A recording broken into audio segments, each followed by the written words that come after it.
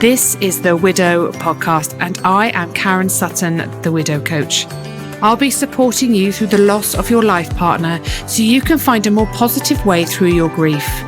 I want to give you hope after loss and to know that when you are ready, you can create a meaningful life for yourself with the help of me, Karen Sutton, and the Widow Podcast.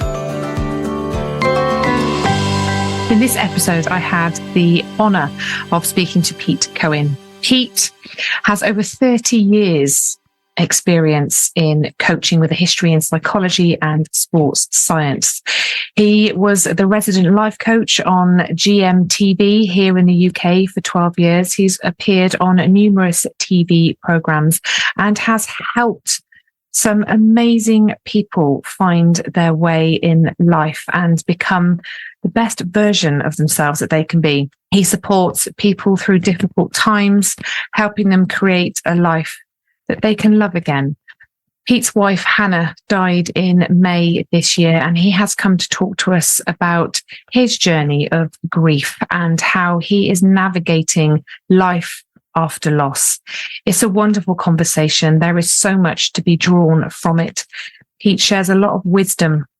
I hope you enjoy it, and I hope you gain a lot from listening. Enjoy. Pete, hello. Thank you so much for your time today. I'm really looking forward to chatting to you. The first time I heard about your story was earlier this year at an event in London, and you talked about Hannah and everything that you had been through with her illness. I'd love you to just share a little bit about Hannah and her story, if that's okay. I think it's always nice to talk a little bit about our person once they're gone, isn't it? And share a bit about them. Well, it's a long story. So, I mean, it is a long story. You want me to condense it, right? Condensed. Yeah, because otherwise we'll be here all day. But the fact is, when I met you and you heard me speak, my wife was alive and she had made a miraculous recovery for the second time. So then in 2011, she was given 18 months to live with a very aggressive brain tumour. We'd been together a year. We were close, but I didn't think, this is the one for me. But this obviously brought us together because what she was being told was that she wasn't got long to live, and she had surgery, she had radiotherapy. The tumour came back fast. I found a treatment in America that literally saved her life. She came back from the dead, or not literally from the dead, but not far off. And we lived an incredible life. I fell in love with her. We got married. We had some amazing times together. We built a couple of businesses together. And then in 2021, in November, she had a big seizure again, and over the next couple of months, re-diagnosed and then given 6 months to live. And I almost gave up. I just literally, but a friend of mine just really wouldn't let me. We couldn't go back to America where my wife had had the treatment originally, but I found a treatment in Germany and we went there, and it was a viral treatment. They put 2 viruses into her brain and it triggered an immune response. And once again, but this time she really came back from the dead. And I was saying to everyone, this is the closest thing to a miracle. Then I was saying, actually, it was a miracle. But then unfortunately in December last year, 2022, she got COVID, and we didn't know at the time what was happening, but it seemed that triggered a complete reverse of what had happened before. The doctors couldn't believe it because they'd never seen such a great response. And slowly but surely, over a period of months, she died. She ended up in a hospice, and that was in May 19th this year was when she took her last breath. But she was amazing. I didn't tell you anything about her. She was just incredible. She was my greatest teacher in my life. How did she face her own death through that whole period? Because I think to be told you're going to die, then not die, then told you're going to die again, and then not die. This time when she told it was the end, was there still hope there for her? I don't think she accepted it. We never talked about her actually dying, but she did say a few times, I don't want to die. But then towards the end, she was just saying, I just want peace. I just want peace, not all this noise and all this fuss and all the doctors and nurses coming in. And, because we were at home, we were trying to manage the situation at home. And then eventually it just got worse quite quickly over a period of 3 months and ended up in a hospice which is ironic because I made a TV program there probably 20 years ago about that hospice. So, yeah, I mean, look, it was devastating and it was extremely challenging. But, you know, her motto was literally just get on with it, you know, just lean in. But I'd experienced grief before. I lost my mum 2 years ago and my dad 3 years ago. But this was much harder. This was like, but I suppose those two previous grief experiences probably primed me for this one, but this was the biggest test, no question about it. Has it surprised you, your grief, in terms of what you were expecting of it before Hannah died? I don't think anything in it, you know, you can't, it's one of those things, you cannot anticipate it, I don't think. I mean, this is the challenge, isn't it? When we go through something difficult, I think we think that it's going to be the same for everybody. Now, I don't know that because I don't work with that many people. But you do, so you've probably come across lots of people, and you could probably tell me that my experience is very similar. But they talk about stages of grief. I don't know how much truth there is in that, to be honest, because I haven't really got to an angry phase yet. But I think it's just very easy to put yourself in a box. I think the challenging thing for me with grief is the waves. You know, it doesn't make logical sense. I can't logically tell you how I've dealt with it, but it is difficult. It's a very unusual thing to even explain. I don't even know how to put it into words. It's really hard to, isn't it? And I think, you know, I've read a quote somewhere along the line that said that grief is not something that can be explained, it can only be felt. And I think there is a lot of truth in that because it is so unique to everyone. We all experience it so differently. And trying to explain that to somebody else can feel just impossible at times. Have you felt the need to connect with others that have lost a life partner? Well, I started having therapy before she passed away because I did not know how to manage this. And that was extremely helpful, to the point of the therapist saying, you know, the last thing to go with Hannah will be her hearing. So don't stop talking to her and playing music and all of those things. So that made a big difference. But just dealing with that devastation. Since she passed away, I haven't had any therapy, but I've had some amazing people around me. In fact, I just talked to you before about one of my friends, Dale White, who's head of Suzuki UK. His wife just passed away, and we were going through this thing at the same time, and we had each other. Hannah went first, and then obviously his wife went, and we vowed that we would help people who go through something like this. Because I think regardless of how difficult it is, it's a lot easier when you've got other people around you that maybe they have been through something similar, family, just people who just know how to support you. I think that was really interesting, seeing the people that were capable of supporting me, because a lot of people weren't, for lots of different reasons. But I'm going to turn this back on you, if you don't mind, because I know it's your podcast, but you know, what's your, I don't know your story. So please, because I want to pass this podcast on to the people that follow me. So I want them to know about you. Tell me your story. So my husband, Simon, he died suddenly. He went on a bike ride one Sunday morning in September 2016. We had two girls. We have two girls. They were 9 and 5 at the time. And he had a cardiac arrest and he literally dropped down dead. They tried to revive him and couldn't. As you say, you know, you are thrown into a world, aren't you? A world of complete and utter devastation. Everything feels different, looks different, and you don't know who you are, where you fit in, where you're heading. However, I did know I didn't want to be defined by Simon's loss in a negative way for the rest of my life. So I didn't know how I was going to do that. I didn't have the skills, the tools, or you know, I was a nurse, I was a midwife before Simon died, and I didn't understand how I could support myself through it. Like you, I went to therapy, but after Simon died, and that helped. But I wanted to find a way forward, Pete. I wanted to rebuild. I wanted to create something meaningful. Like the way I experienced life was different now, and the way I felt in life was different. But I couldn't find anything out there to help me rebuild. I could find people I could connect with and share with, which was great in terms of validating what I was feeling and normalizing it, because it was all very alien and scary and big. But then what do you do with all of that? You know, there's so much to navigate. So 2.5 years into my journey, I got myself a life coach. I'd never heard of a life coach before. I was like, what's a life coach? That's got to be an American thing.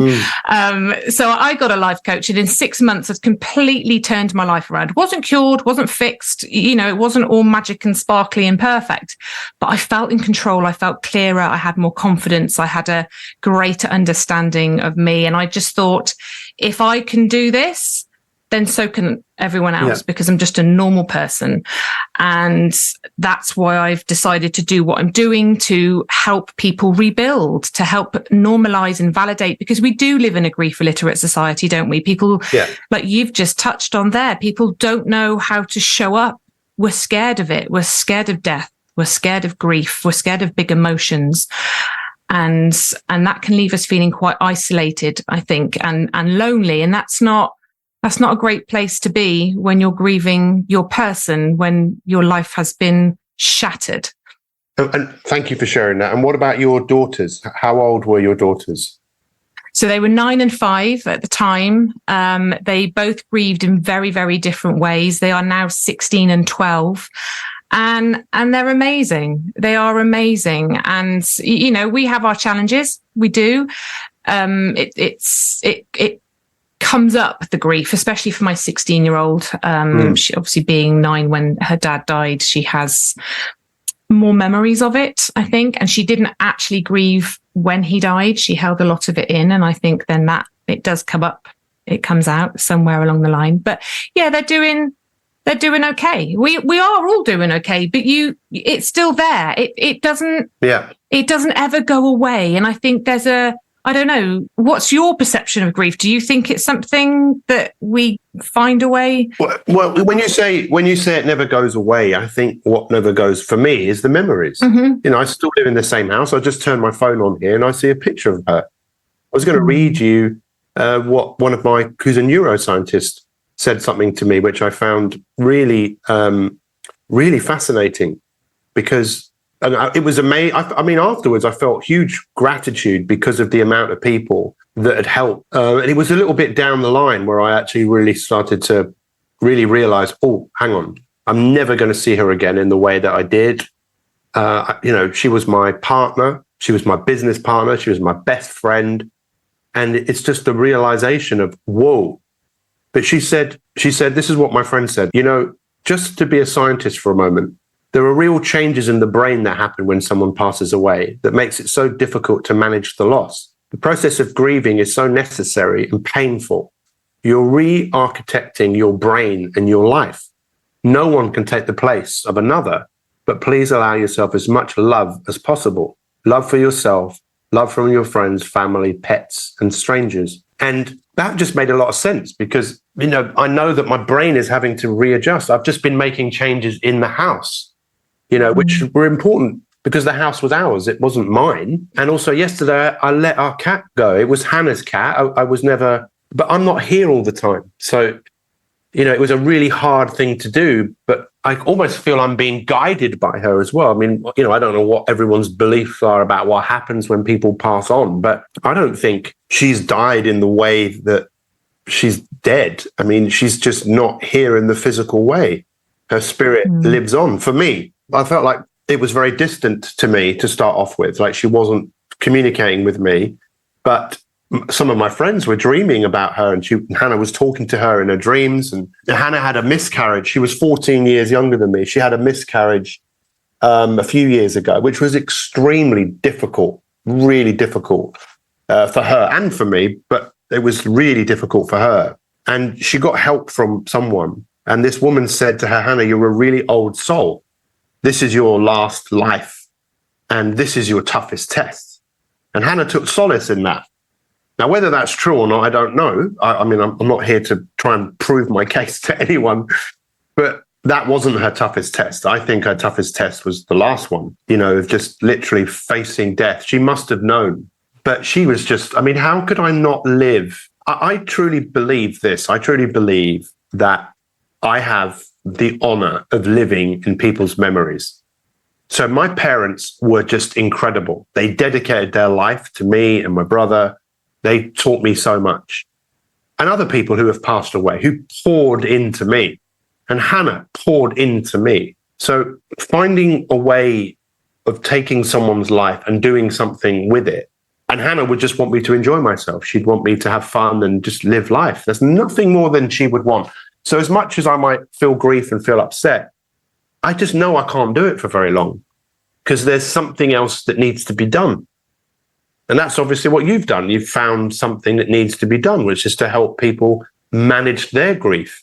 It's actually called, in mythology, it's called passing the boom back, which came from Joseph Campbell's work. Joseph Campbell, he was a lecturer in mythology and storytelling. He was George Lucas's mentor, George Lucas, creator of Star Wars. And he mapped out the hero's journey. In every film, someone is called to an adventure, they don't want to go, whether it's Rocky, whether it's Dorothy, whether it's Alice in Alice in Wonderland, whether it's Frodo or Harry Potter, same thing. They don't want to go.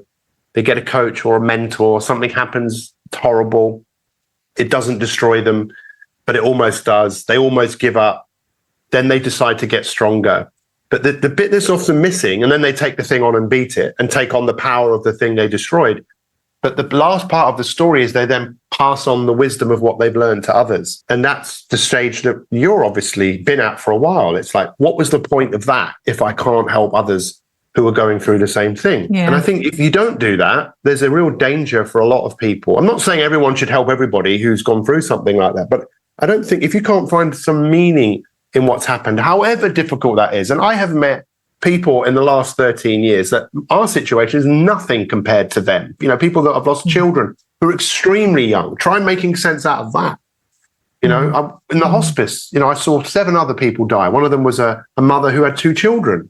What sort of life is that for their children? My father-in-law, who was there all the way, he nursed his wife for 11 years with dementia. You think, wow, this is hard for me, but there's, when people say there's always someone worse off, there's always someone else who you can comfort and be there for. So, yeah. Yeah, I mean, you spent the last 30 plus years, haven't you, Pete, helping people create a better life for themselves, helping them work through their challenges, their despair, their traumas. And you've been incredibly successful at it. You are highly regarded in that space and have worked with some amazing people over the years and helped them. Does that work feel the same for you now? I know it's only been a few months since Hannah has died. Has it had an impact on how that feels for you in one way or another? That's a really, really good question. So I've been working with someone for quite a while. And now my podcast, the last, 10 episodes, I've done them with him. He's a professor of branding. He's also a coach. He's in the US. Personal branding is his thing. And the essence of personal branding is you know who you are at your core. You just know who you are. You don't need validation. You just know it. And you know the value that you bring the world. And you know how to get your value into the world. This experience has been the biggest mirror to me in my life in terms of, or the biggest stop moment. I've got a stop sign somewhere here. I don't know where it is, but it's over there. Just the whole thing of let's just stop. And I'm sure it was the same for you. Everything stops. Nothing is the same. Everything looks different. Everything is different. And I realize now that my calling in life is to help other people stop. Don't always wait for disasters. Stop, appreciate, and learn to maybe have faith in where you are. So at the moment, I don't want to. I wrote down this morning in my journal, what does stopping mean? And that's the only thing I wrote. And the rest of the morning, I've just been kind of stopping, but just doing things in the house, that don't necessarily have to be done, or, just I'm being in the moment because I'm not ready to start planning my future. As much as I would like to, there's a part of me that goes, there's no way. You got to slow down. How do you feel with not having all the answers yet, with that, giving yourself that time and space to stop, to sit in the discomfort and the uncertainty? For you, how does that feel? Because for a lot of us, it's deeply uncomfortable. We're not used to it, but I know you've got a lot of tools and knowledge under your belt. It's tools, less so. It's more environment that supports that, and people, not accountability, but also financially, I'm lucky that I don't have to go out and work today or tomorrow. And I really think that how much more difficult that must be for people who have gone through some form of grief, and then all of a sudden they have to go back to work, but they're not ready. I'm very thankful of the time that I have, because I know what I need, and what I need is to not do very much, which is weird. But at the same time, in answer to your question, it feels fine. It feels like, if I went to the doctor and the doctor gave me a prescription and the prescription said, just be in the moment, don't think too far ahead. I said, oh, that makes sense. I can do that. So, yeah. In those moments, do you allow yourselves to, I know you talk very much about leaning into things. Do you lean into your grief? Do you really go there? And how do you do that? I don't think I do it consciously. I think there's lots of triggers, around the house, but I've already put some things away. I'll never stop thinking about Hannah. Hannah made quilts. So over there's she sewed, when a robin appears, that some, people are near. Quilts, there's a big picture of her with angel wings, but I've put away like a wedding photograph. It's not that I don't want to remember her. I do want to remember her. Of course I do. But there are always going to be those triggers, whether they're things I see externally or not. You don't spend 14 years of your life with someone, but I just allow the emotions to come. And when they come, I don't fight them. I'll often vocalize them. And the last few days, apart from being physically run down, I feel much better, But maybe tomorrow I'll feel like shit. And if I do, then I'll just go with it. If I need to talk to someone, I'll talk to someone. Does being busy sort of help you, do you think? Is it a healthy distraction or no? No, I just had a podcast come out today called The Perils of Hurry Sickness, and I've suffered with that for a long time, just being busy. And I was doing that a lot when I was with Hannah, because I was frightened. Her treatment cost a lot of money, and it was really nerve-wracking, and thinking, oh my God, I've got to keep going, and frightened to stop. Now that isn't here, that kind of, I don't know what you would call it, this big doom, cloud of possible doom. I suppose I'm just allowing myself to be more present for the first time maybe in my life properly, which is what she'd want as well. But that must have been so hard for you to do over the course of your relationship, because I guess this cloud of doom was probably always hanging over you in some way, because it was always there, wasn't it? The unknown. Well, it was. I mean, that's the thing, isn't it, about grief and death, that it's not a narrative that many people embrace and talk about. We never really talked about it, but I knew Hannah at the back of her mind. So, all those years ago when she was sick and she was having seizures, I think she was always frightened of having them again. And very occasionally she did, which then reminded her. But there were times where I think she genuinely forgot and felt normal. But I think for me, I've never really vocalized this. I think I probably never felt like that. I think I was always on edge. If she phoned, I would immediately think there's something wrong, because that did happen a few times. So that was so traumatic. And then when she got re-diagnosed, I didn't realize of all the trauma I'd had for all of those years. But now I'm ready to let that go and rediscover a new way of moving through the world where, I didn't have to do that. She didn't want me to do it, but that was the way I coped for all those years, just probably always being on edge. She'd call my name and I'd think there was something wrong.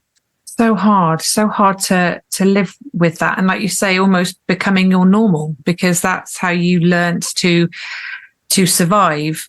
Is there an element now she's died, it feels weird not having that as part of your life? Yes, but it's starting to feel a bit more normal. And that has a lot to do with changing the house a little bit. I don't want to move out. I was thinking I might. I want to decorate. I had a Chinese table that I bought in 1999 in Guilin that weighed over a ton.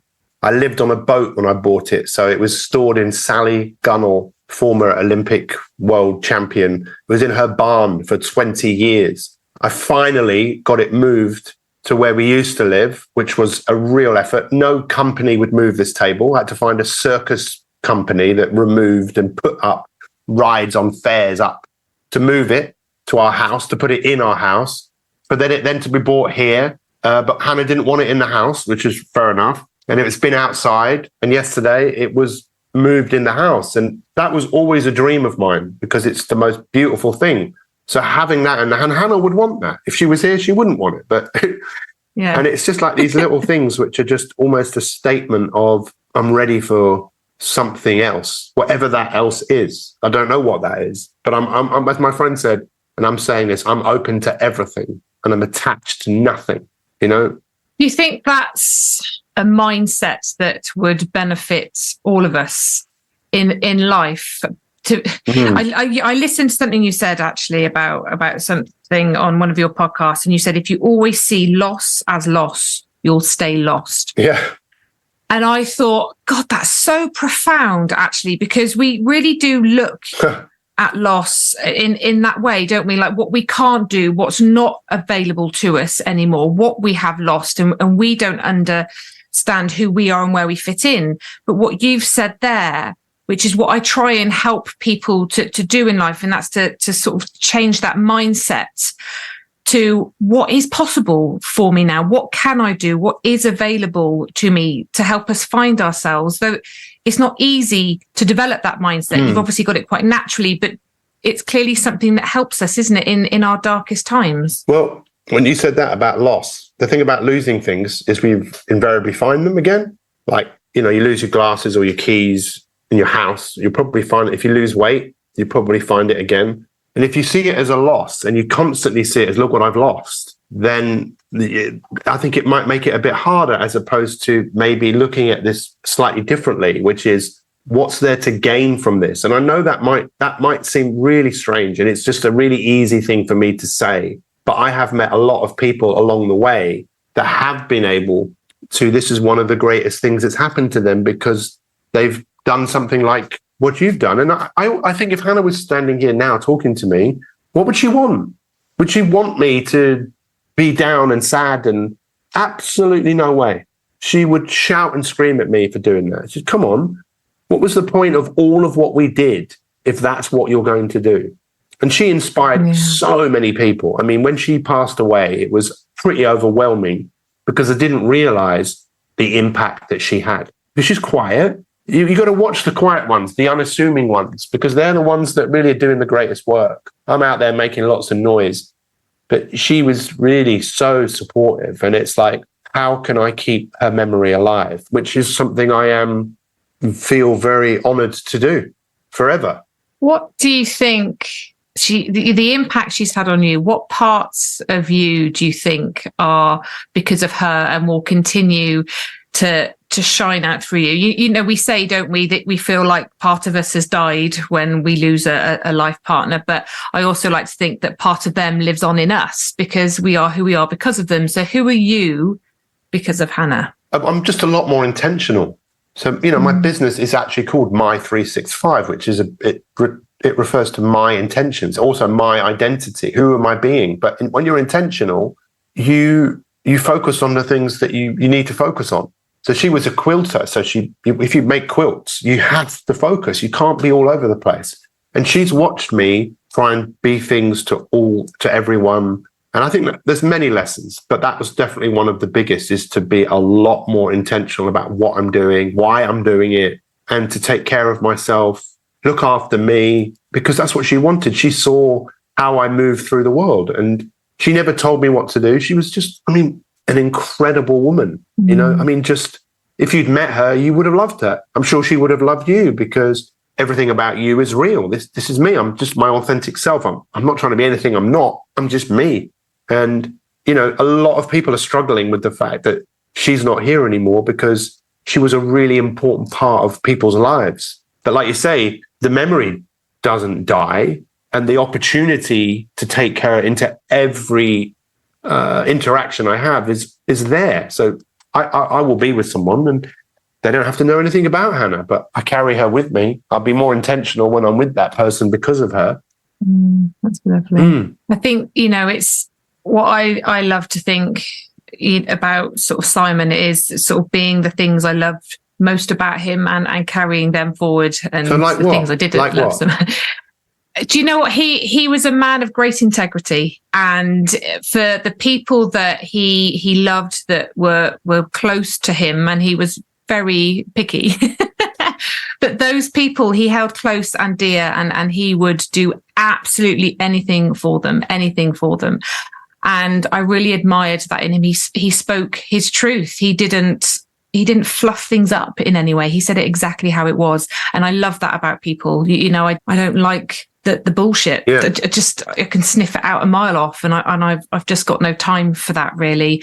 And just to be true to your word, to be a good person, and to do your best. I think there were parts of him as well that I choose not to be, because he wasn't perfect. Yeah, who is? Exactly. And I think it's important as well to, it's very easy when somebody dies to put them on a pedestal and create this version of somebody. And of course they were perfect to you. You chose them, but there were parts of that person that were also maybe not quite so aligned with who you were and what you wanted. And that's okay too, because like you say, that's just the human experience, isn't it? And I think it's important for me anyway to keep it real. And then what do you think he'd make of what you've done and who you've become? I think he'd fall off his chair. It just wouldn't. I have zero business acumen. I have no knowledge whatsoever. I've created 2 businesses. And I don't think he'd be surprised that I'm supporting people, because I've always loved people and helping people. But I think he would be very surprised at who I've become and what I've changed in life and how I show up. I think now he would be incredibly surprised, but proud. That's also interesting, is because you might never have become that person if you were still with him. I wouldn't, I don't think. No. And now, do you love and appreciate yourself more than you did before? Do you value yourself more? Yeah, absolutely. I really do. And to your point, about looking for what's available to us and what our opportunities are, that was really hard for me to do, because for me, that felt like I was being disloyal in some way, that I wasn't loving him, I wasn't grieving him. And I think a lot of people feel like that, because we don't have the tools, the knowledge and the understanding that that's okay. It's okay to do that. It doesn't take anything away from you. It doesn't diminish your love or your loss in any way. So it took me a long time to say, I'm not glad Simon died. There wasn't a gift necessarily in his death, but through my grieving process, there were a lot of lessons and there was a lot that I could take from it. And I think that's important. Yeah, it's interesting that about, realizing who you've become, and you wouldn't have become that person if that hadn't have happened. And I suppose that's another reason to give thanks. It might not have been obviously it wasn't an intentional thing, but again, it's finding a way to become more of your true self. And I think it's the same for me. I feel much more real about who I am. I feel calmer. I feel just like I feel like this is me more than it was before. This has been a massive stop moment. And, I feel like I've now got another chance, just a different chance, but I want to make the most of it. It's like it peels away all the layers of what you've created, and you get to choose which layers you want to put back in place, I suppose, don't you? And which ones you want to shed and leave behind, because it's a massive stop sign. And I think we do have to really assess what feels good now to us, because it all changes and it all feels very different. The people around us can be quite resistant to those changes in us because it's hard for them, I think, sometimes, but you're probably surrounded by people of a similar mindset.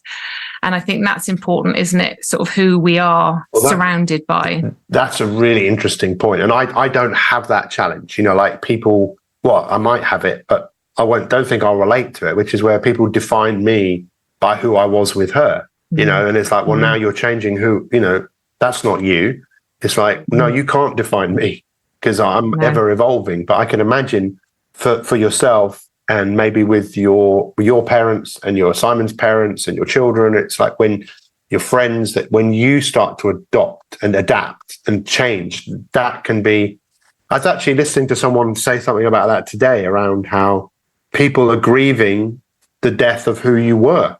And they don't want, because they think that's who you are. And it's like, no, that's not who.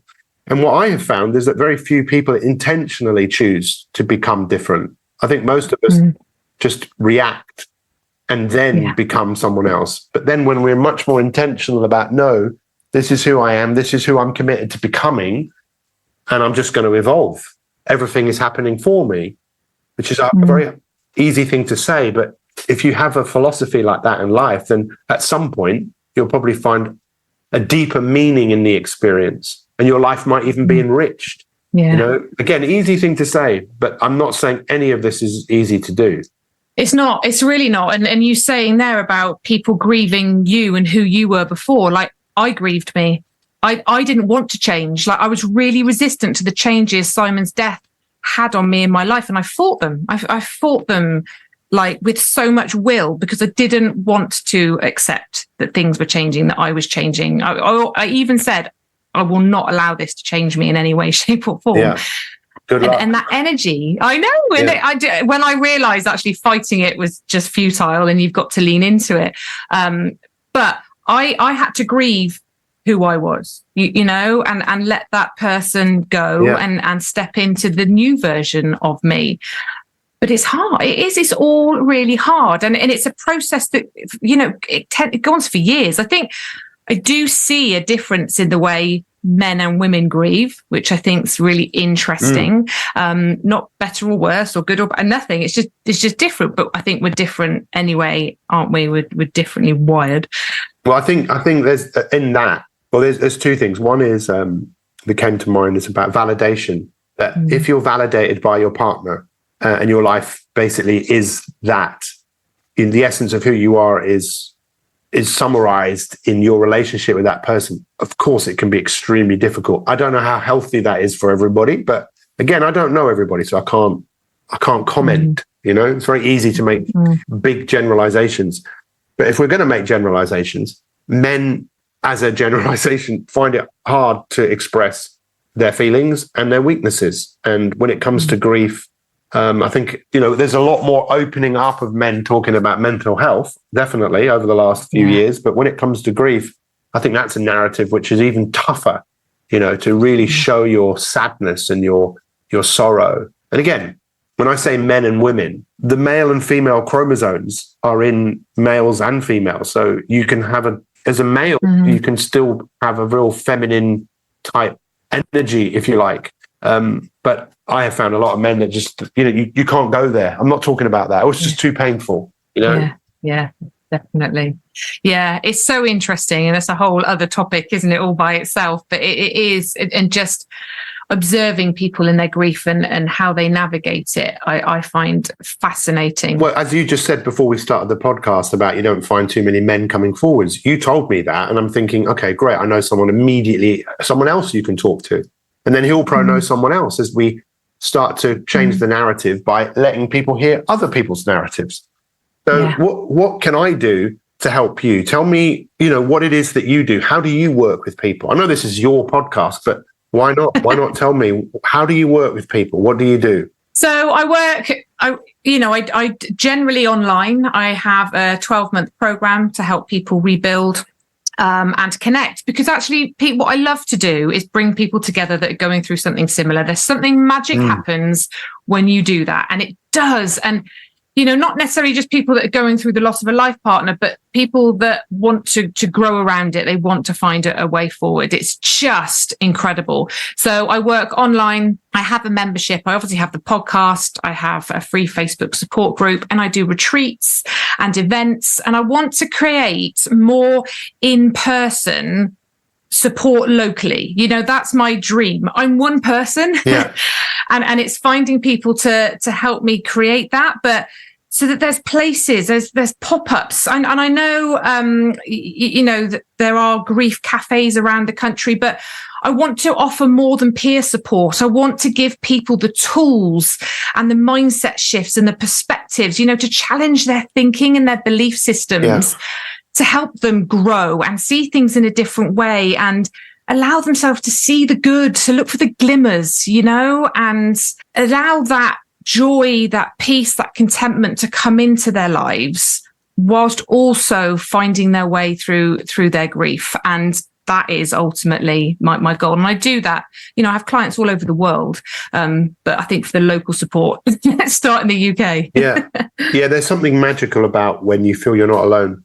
There is. And I really appreciate what you do. And I'll ask anyone who listens to this to share it. with people, because someone out there will listen to this and this will be exactly what they need. And then they'll find you and work with you, and it becomes a pivotal point in their life. When we look at the really successful films at the moment, especially with like the Marvel, the superhero films, it's all heroes that come together, they all work. Wonder Woman working with, Thor, and Batman working with, Superwoman, and it's this being a hero is actually being a protector. That's what a hero is. It comes from a Greek word, heros, the protector. Who are we protecting? And at the moment, I'm kind of protecting myself because that's what I need to do. And I will probably continue to do that for a very, very, very long time. Exactly. And I think that's something we could all learn to do a little bit better is really, that is leaning into ourselves. What do we need in that moment? Yes, there's a lot of unanswered questions, isn't there?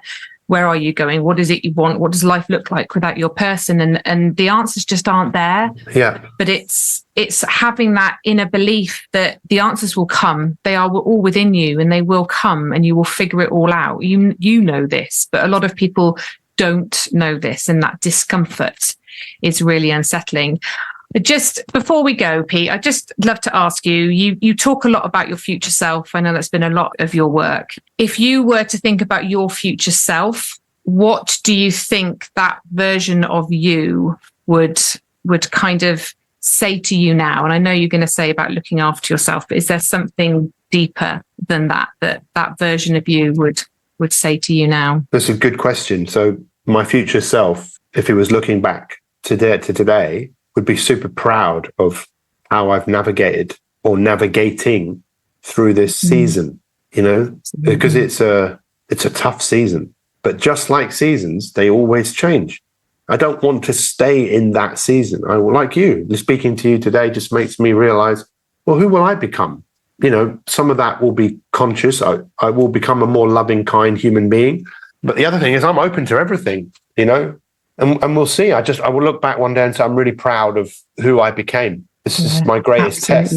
At the moment, there might be another great test. And I know other people I'm going to meet, friends, family, who are going to go through something like this. And I will be able to help them more because of having gone through this experience. Bless you, Pete. It's been so lovely. It's been so lovely talking to you and hearing you talk about Hannah and how wonderful she was. And I know you're doing such important work. I'll obviously share in the show notes, where your podcast is and where people can find you. Where's the best place for people to head to, Pete? You Google me, you'll find me. I have a 30-day program, which is absolutely free. What's interesting about that program is that I created it when my mum wasn't given long to live, and I couldn't see her because of COVID. She was diagnosed with lung cancer, and I just thought, I've got to do something. So I created this program. Most people don't complete it because it's 30 days. But it's all about future self. It's all about get to know who that person is. So that's it's on a mi365.me. Anyone can do it. For the moment, I've got nothing to sell people. Just an idea, just an idea of there's a future self out there calling your name. And, it's just time maybe just to listen. What are you being called to? At the moment, I'm being called to stop, be in the moment, enjoy where I am, and let things unfold a little bit. So thank you for the opportunity. Thank you so much, Pete. It really has been so lovely talking to you. Thank you for your time. Yeah, thank you. Thank you so much for listening to the Widow podcast with me, Karen Sutton. If you would like to be part of a supportive community of people who understand your grief, come and join my free Facebook group, Widowed and Rising. And make sure you tune in to the next episode of the Widow podcast.